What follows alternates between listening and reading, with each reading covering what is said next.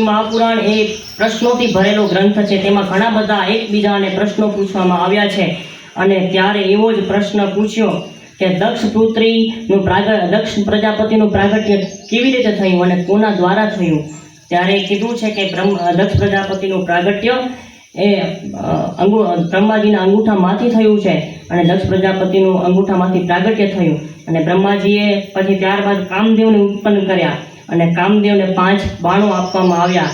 તો પહેલો બાણ છે રડવું, બીજો છે ભૂખ લાગવી, ત્રીજું છે ઊંઘવું અને ચોથું છે હસવું અને પાંચમું છે ડર અને કામના।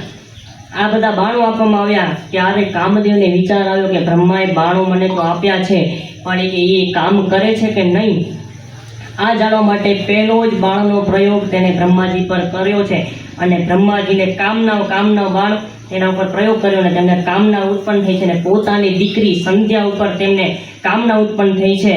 અને ત્યારે જ્યારે બાણ ઉતરી ગયું ત્યારે એને પસ્તાવો કરવા લાગ્યા। બ્રહ્માજી કે મેં મારી દીકરી ઉપર કુદ્રષ્ટિ નાખી છે, હવે હું શું કરું।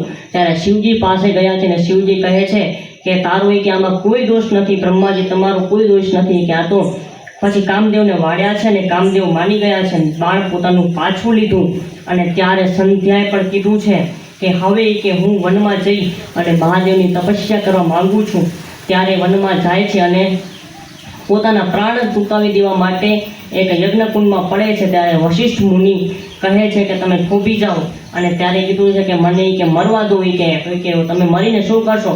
કે હું બીજા જન્મમાં હું ભગવાનને પામવા માંગુ છું કે એટલા માટે। અને કે વશિષ્ઠ મુનિ કહે કે મને વરદાન આપો કે મારા બીજા જન્મમાં મારી વૃદ્ધાવસ્થામાં કે મારી યુવાવસ્થામાં કે મારી બાલ્યાવસ્થામાં કોઈ મારા પતિ સિવાય મને મારા ઉપર કુદ્રષ્ટિ ન રાખે। ત્યારે વરદાન આપ્યું છે અને ત્યારબાદ વશિષ્ઠ મુનિ યજ્ઞ કરતા હતા તે યજ્ઞમાં પોતાની આહુતિ આપી છે અને તે બીજા જન્મની અંદર અરુધંતી નામે વિખ્યાત થશો એવો પણ આશીર્વાદ આપ્યા છે અને તે બીજા જન્મની અંદર અરુધંતી નામે જન્મ લીધો છે અને અરુધંતી નામે તે પ્રગટ થઈ અને અરુધંતી નામે તે પ્રખ્યાત થઈ છે।